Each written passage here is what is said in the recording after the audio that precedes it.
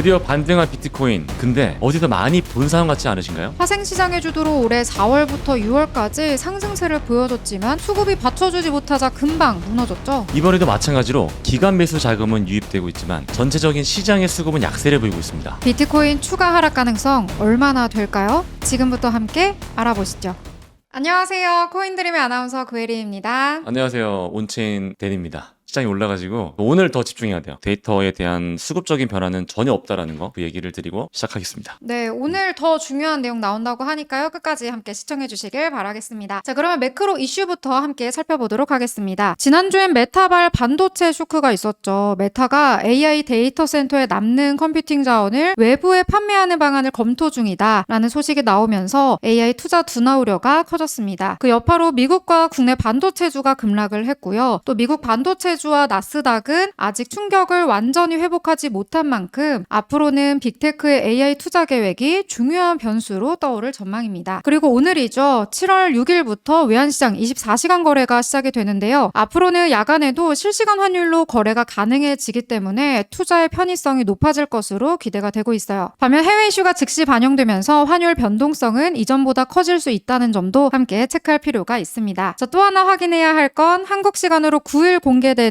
FOMC 의사록입니다. 연준이 경기와 물가를 어떻게 평가하고 있는지 금리 인하에 대한 힌트를 확인할 수 있는 만큼 참고해서 보셔야겠습니다. 자, 이렇게 여러 가지 내용들 함께 봤는데요. 네. 사실 요즘에 코인 시장에서 좀 주목할 만한 내용이 많이 없는 것 같아요. 없습니다. 사실 이번 주에 8일날 발표되는 FOMC 회의록 말고는 특별하게 없는데 항상 이럴 때마다 비트코인이 올라가요. 그래서 온체인 데이터에 결국 수급적인 변화가 있냐 없냐, 오늘은 그 얘기만 좀 본질적으로 좀 해볼까 하니까 참고하시면 될 것 같습니다. 네, 이렇게 내용이 별로 없을 때일수록 여러 가지 데이터들 함께 살펴봐야 할 것 같은데요. 이번에 또 적립식 매수 들어가잖아요. 네네. 그 콘텐츠 궁금하신 분들이 엄청 많더라고요. 그렇죠. 한번 간략하게 이야기해 주시죠. 차트 분석에 앞서 저번에 말씀드렸던 적립식 매수 말씀을 좀 드릴 겁니다. 제가 일단 업비트에 1억을 입금을 했고요. 태도로 지금 전환한 상태고, 현물 비트코인과 솔라나를 매수하고 현물을 담보로 저배율 레버리지를 활용해서 적립식 투자를 좀 진행할 거예요. 매수는 오늘부터 시작할 거고요. 고정 댓글에 있는 텔레그램을 통해서 실시간 현황을 공유해 드릴 겁니다. 자세한 내용은 금요일 업로드될 컨텐츠에서 설명드릴 예정이니까 많은 관심 부탁드리겠습니다. 네, 기대를 해 보도록 하겠습니다. 자, 그러면 차트 분석으로 바로 들어가 볼게요. Let's go!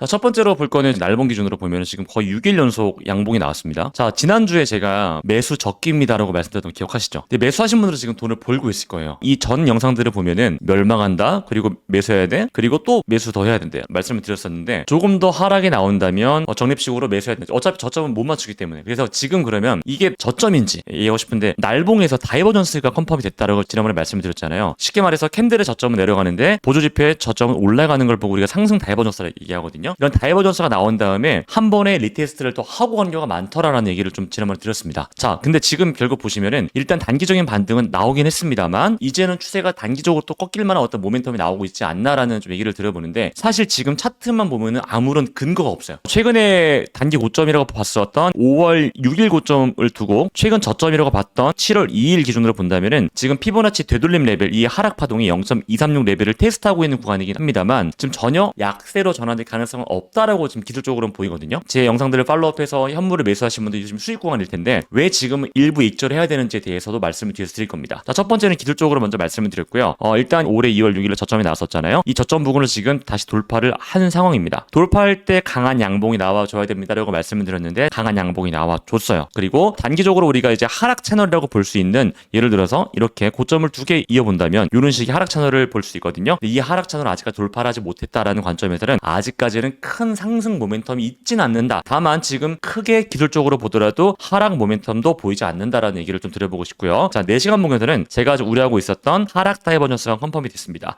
우리가 날봉 기준에서는 단기적인 상승 전환할 수 있는 상승 다이버전스가 컨펌이 됐었다라고 말씀을 드렸는데요. 지금 보시면은 이 캔들의 고점은 이렇게 올라가는데 보조지표의 고점은 내려가는 하락 다이버전스 컨펌이 됐어요. 보통 이런 경우에는 점진적으로 추세가 약해지고 있다라고 볼 수 있다라는 거고, 날봉에서는 우리가 하락 추세에 전환할 수 있는 가능성은 좀 높지 않다라는 생각을 하고 있는데 4시간봉 혹은 4시간봉 이하 타임프레임에서는 약세 다이버전스가 컨펌이 되면서 상승 추세에 좀 탄력이 조금씩 죽고 있다고 생각을 합니다. 단기적으로 제가 여러분들 매수해야 되세요라고 말씀드릴 때가 이 초록 색깔 존이었거든요. 이 존에서 여러분들 매수하세요. 어차피 저쪽 못 맞춰요. 그리고 매수해서 지금도 수익 보고 계신 분들이 계신다면 좀 정리하시고 다음 좋은 기회를 좀 노려보자. 더 올라가면은 예를 들어 뭐 6월 15일에 고점 67K를 돌파한다면 여기서는 추격 매수해도 된다라는 생각을 해봅니다. 제가 3월 그리고 5월 이 상승 파동이 저는 가짜였다라고 여러분들께 계속 말씀드렸거든요. 이란이랑 이제 미국이랑 지정한 리스크가 땅 터지고 나서 이 상승 가짜입니다. 여러분 도망가야 돼요. 라고 했던 근거들이 있는데 이때랑 지금이랑 똑같습니다. 제가 왜 그거 똑같은지 한번 설명을 드려볼게요. 네, 그러면은 3월이랑 5월 상승 파동은 가짜였다. 네. 라고 말씀해 주셨고 네네. 이번에도 사실은 상승을 했지만 이번도 그럼 가짜일 수 있다 이렇게 보시는 거죠? 네, 저는 그렇게 높게 보고 있습니다. 네, 그러면 아직도 하락에 대한 뷰는 유효하다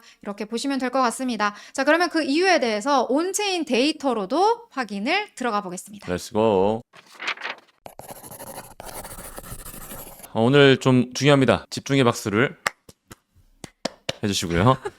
결국 중요한 건 유동성이거든요. 그러니까 지난주에 블랙락이라던가 이제 우리가 알고 있는 기관들이 강한 매수를 했습니다. 그럼 이제 그 매수세가 과연 우리가 이전에는 없었나? 있었어요. 이전에도 3월부터 이제 5월까지 올라갈 때 블랙락이라던가 우리가 알고 있는 ETF 기관들 매수 많이 했거든요. 실제로 하락했고요. 이때랑 지금이랑 같은 건 뭐냐면 매수한 이후에도 결국 시장의 모든 유동성이라던가 우리가 알고 있는 기본적인 지표가 바뀌었냐 사실 이런 내용들을 좀 팔로우 해야 되는데 매수하면서는 기관들이 샀다. 뭐 샀으니까 올라가야 된다. 이런 얘기들이 나오고 있으니 우리는 본질에 가까운 이 스테이블 코인 유동성부터 좀 접근해 보겠습니다. 이 전과 좀 비교해 봐야겠죠. 비교할 구간들은 미국이랑 이란 리스크 터진 다음에 비트코인이 올라갔습니다. 이 구간 때 제가 계속 가짜 상승입니다라고 말씀을 드렸었죠. 이때는 스테이블 코인은 오히려 올라갔어요. 지금 보시면요. 시장 유동성은 오히려 감소했습니다. 가격은 올라갔죠. 자, 이게 가장 중요한 거고요. 계속 이제 기관들의 자금들이 들어오곤 있습니다만 결국 전체적인 시장 타이가 커져야지만 그 물량들을 받아낼 주체들이 있는 건데 아직 매직이 시작됐다라고 보는 게 맞는 거지 상승이 시작됐다라고 보기에는 아직 좀 부족한 것 같아요. 자, 그래서 전반적인 흐름을 보니까 유동성은 오히려 줄었고요. 미결제 약정은 전체적인 시장의 수요를 많이 보는 데이터인데 OI도 크게 늘지 않았습니다. 뭐 그렇다고 감소하지도 않았고요. 우리가 여기서 봐야 되는 건 현물 거래량이 드라마틱하게 올라갔으면 좋은데 아직까지도 현물 거래량은 오히려 감소하고 있고요. 다시 한번. 그리고 파생이 다시 늘어나고 있습니다. 정리하면 전체적인 시장은 ETF 수급만 들어왔지 여전히 약세를 시사한다라고 말씀을 좀 드려보고 싶고요.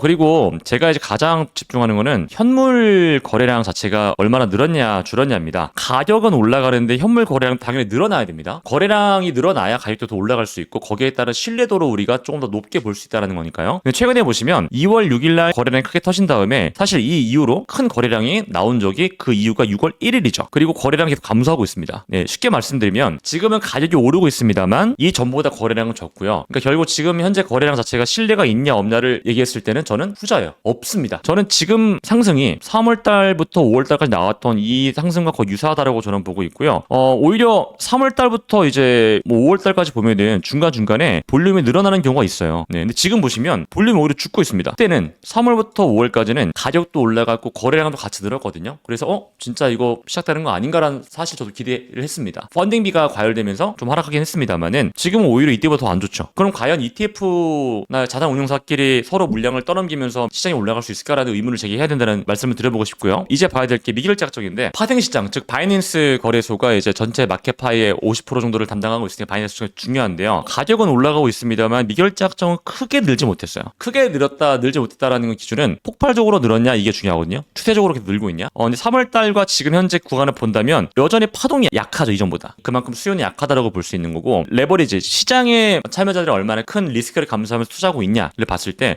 물론 고점 대비해서 많이 하락했습니다만 올해 3월과 5월까지의 이 레버리지 비율과 봤을 때는 지금 현재 어떠냐 비슷합니다. 그러니까 즉 레버리지는 고점 대비 감소를 했으면 여전히 높은 수준을 유지하고 있다고 말씀을 드리고 싶고요. 펀딩비가 정말 중요한데 제가 항상 말씀드릴 때 지금 시장의 심리 지표를 반영하는 가장 핵심 지표다라고 말씀드렸습니다. 왜 그러냐면 이전에는 현물 시장이 주도할 때는 펀딩비보다는 이런 공급과 수요에 대한 부분이 정말 중요했었는데 지금은 파생 시장이 주도한다고 말씀드렸잖아요. 따라서 지금은 펀딩비가 정말 중요한 지표입니다. 자, 그런데 펀딩비는 지금 0.01 수준을 유지하고 있기 때문에 5월달, 3월달 요때 이때 이 부분 때 펀딩비가 과열되면서 시장은 점점 꺾였어요. 자, 그럼 이때랑 지금이랑 1번 구간, 2번 구간을 구분한다면 뭐가 달랐냐? 1번 구간은 거래량이 천천히, 현물 거래량은 좀 늘어났었죠. 아까 봤을 때. 근데 지금은 어때요? 현물 거래량이 오히려 감소하고 있죠. 첫 번째로는 가장 중요하게 봐야 되는 거래량 자체가, 거래량은 절대값이기 때문에 거래량 자체가 죽고 있다는 게 정말 중요한 거고, 우린 이거를 수요가 오히려 감소하고 있다고 보는 겁니다. 그렇죠? 그리고 지금 파생 시장이 그럼 주도하고 있냐 주도하고 있지 않냐라고 봤을 때는 여전히 파생이 주도하고 있고요. 자, 그러니까 3월과 5월까지 이 제가 가짜 상승입니다라고 말씀드렸던 이 1번 구간과 지금 2번 구간이 뭐가 다르냐는 거죠. 똑같습니다. 합리적으로 접근할 때 그럼 매수의 근거가 될 만한 어떤 것들을 찾아야 되는데, 저는 지금은 매수보다는 쉬어가야 된다. 단기 과열이 왔다. 비트코인 보면요, 단기 저점에서 6일 동안 10% 올랐습니다. 물론 고점 대비 60% 50% 빠진 건 사실입니다만 단기적으로 10%가 올랐다는 건 그만큼 단기 과열이다라는 얘기를 좀 하고 싶은 거고요.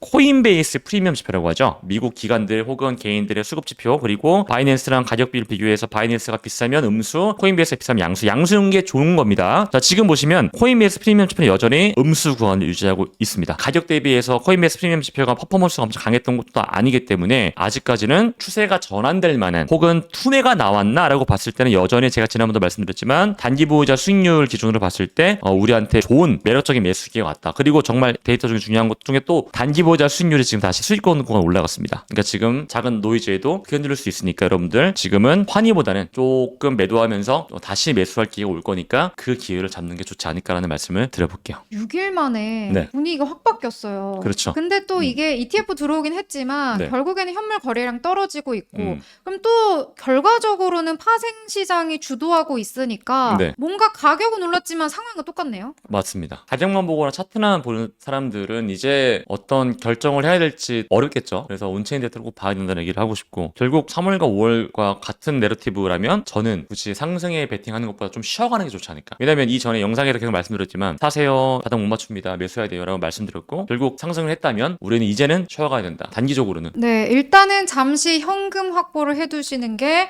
중요한 시기인 것 같습니다. 적절한 매수 타이밍 영상 보시면서 확인하시고 들어가시면 좋을 것 같습니다.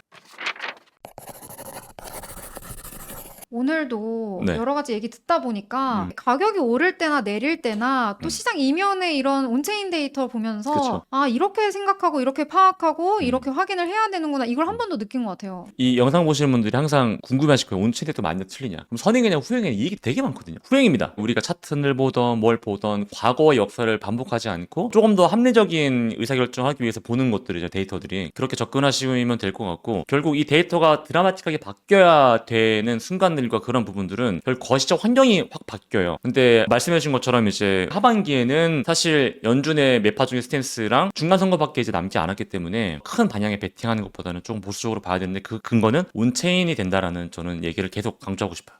네, 그래서 이런 데이터들 함께 확인해 보시고, 또 저희가 새롭게 올라오는 콘텐츠 적립식 매수 매주 하는 거, 그렇죠. 네, 그걸 보시면서 또 한번 어떻게 투자 방향 잡아야 할지 확인해 보시면 좋을 것 같습니다. 그 댓글란에 텔레그램에 다 올려드릴 거예요. 오늘도 이제 매수하는 거 올려드릴 거고, 왜 매수할 건지 말씀드릴 거니까 참고하시고, 텔레그램 보시면서 계속 매매 아이디어 팔로우 하시면 될 것 같습니다. 매매 일지라고 보면 되잖아요. 그렇죠. 네, 고정 댓글에 있는 링크로 입장 바로 해주시고요. 저희 영상 계속해서 확인하시고 구독과 좋아요, 알림 설정까지 부탁드리겠습니다. 댓글로도 궁금한 내용들 많이 남겨주세요. 다음 시간에 만나요. 감사합니다. 안녕. 안녕히 계세요.